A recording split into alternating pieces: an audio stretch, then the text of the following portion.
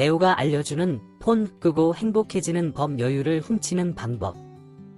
여러분, 안녕하세요. 뭉치 남편입니다.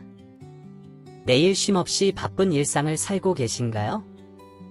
혹시 지금 이 영상을 보면서도 마음 한구석이 불안하고 손에는 무언가를 끊임없이 찾아다니는 스마트폰이 들려있지는 않으신가요? 우리는 살아가면서 가장 절실하게 원하는 것 중 하나가 바로 여유일 겁니다.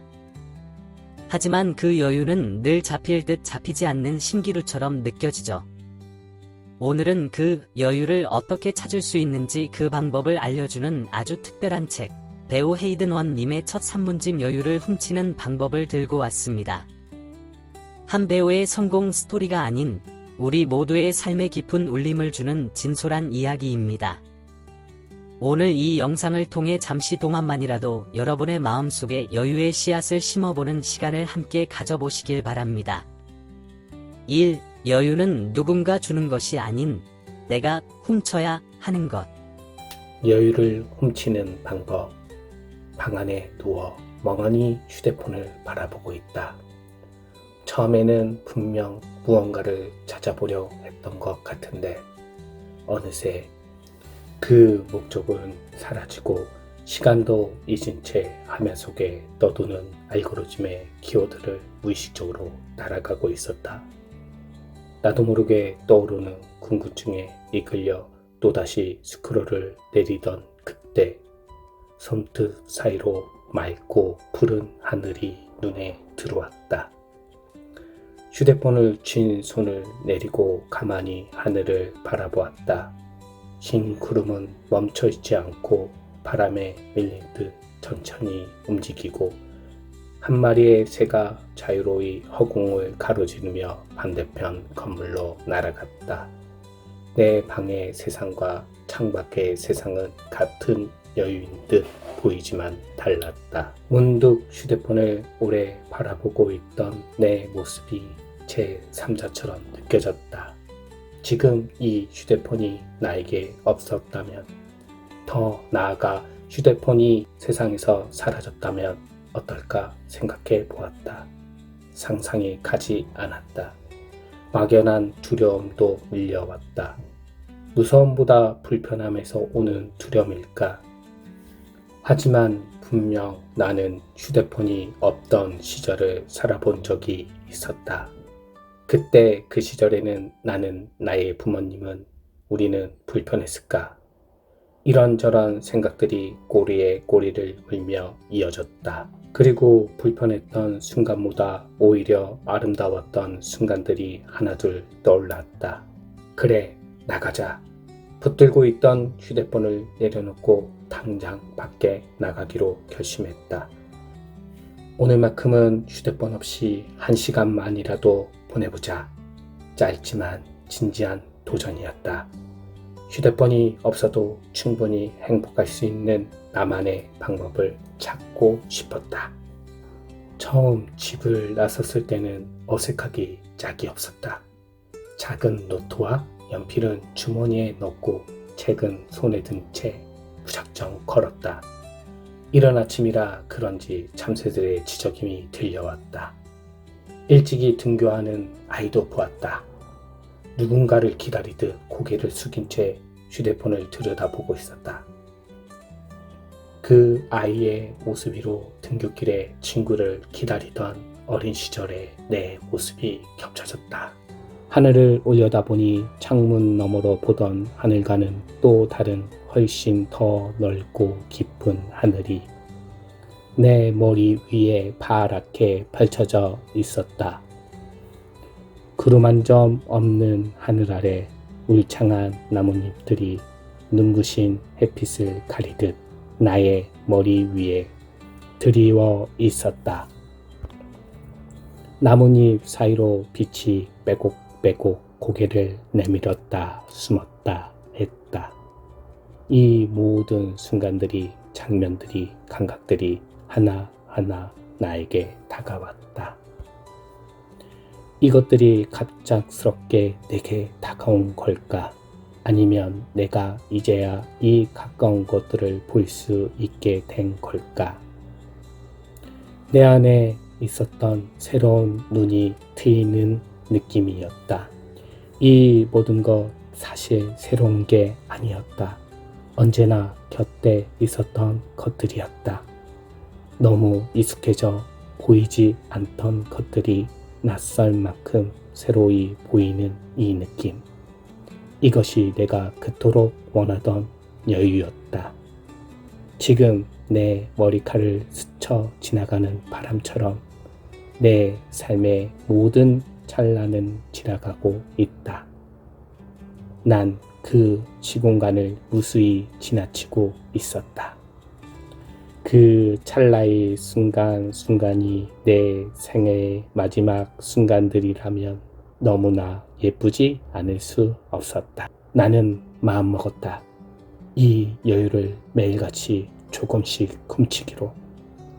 이전까지 놓쳐왔던 그토록 갖고 싶었던 여유가 바로 내 옆에 있었다는 걸 깨달은 오늘부터 세상이 원하는 시선에 나를 끼워 맞추는 것이 아닌 그 속에서 나의 여유를 잃은 삶이 아닌 지도적으로 내가 바라보고 느끼고 만져보는 삶을 살고 싶다.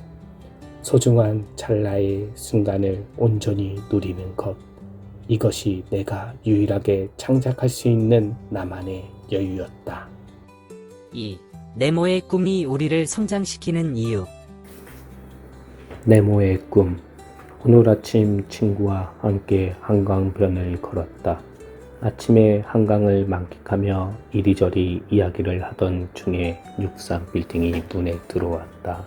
아, 나 어렸을 때 진짜 63빌딩이 가장 커 보였는데 이제는 왜 이렇게 작아 보이냐? 한때 세상에서 가장 높게 보였던 63빌딩이 이제는 그리 크지 않게 느껴졌다. 여의도엔 더 높은 건물들이 생겼고 저 멀리 잠실에는 63빌딩보다 2배나 큰 롯데타워가 들어섰다. 도심의 스카이라인이 자꾸만 높아졌다. 주변을 둘러보니 참 많은 것이 빠르게 변해 왔다는 생각이 들었다. 한강을 따라 빼곡히 들어선 하얀색의 네모난 상자들, 좁은 땅 위에 더덕더덕 붙어 있는 네모난 박스들, 한강 주변으로 옹기종기 모여있던 아파트들의 잔상들이 덧대어져 이 모습이 가히 충격적이었다. 아파트 한 채를 갚기 위해 한 사람의 인생 전체를 쏟아붓는 현실이 과연 옳은 방향인가 생각해 본다. 거기에 가정을 꾸려야 하는 사람들, 혹은 가정을 지켜야 하는 사람들, 그리고 나의 사회적, 경제적 위치까지 고민해하며 살아가야 하는 우리의 삶에서 정말 좋은 네모박스를 손에 넣는 것이 진정한 성공일까? 그 박스를 갖지 못하면 실패한 삶일까? 이 질문에 대한 정답은 저마다 다를 것이다. 나도 한강에 보이는 좋은 집에 놀러 가면 이런 곳에서 살고 싶다라는 생각이 당연히 든다. 하지만 그것은 내 꿈은 아니다. 내 꿈은 사랑하는 사람과 이쁜 일출과 일몰이 보이는 집에서 커피를 마시고 책을 읽고 오늘 있었던 일을 서로 나누는 것이다. 여기서 일출과 일몰이 보이는 집은 장치일 뿐이다. 내 꿈의 핵심은 사람이다. 인생을 함께 나눌 단 한 사람. 그 사람을 만나는 게 내 꿈이다. 어느 책에서 이런 글을 봤다. 좋은 사람을 사귀고 싶다면 그 좋은 사람과 사귀기 위해 뛰어다니지 말라. 내가 좋은 사람이 되도록 노력하라.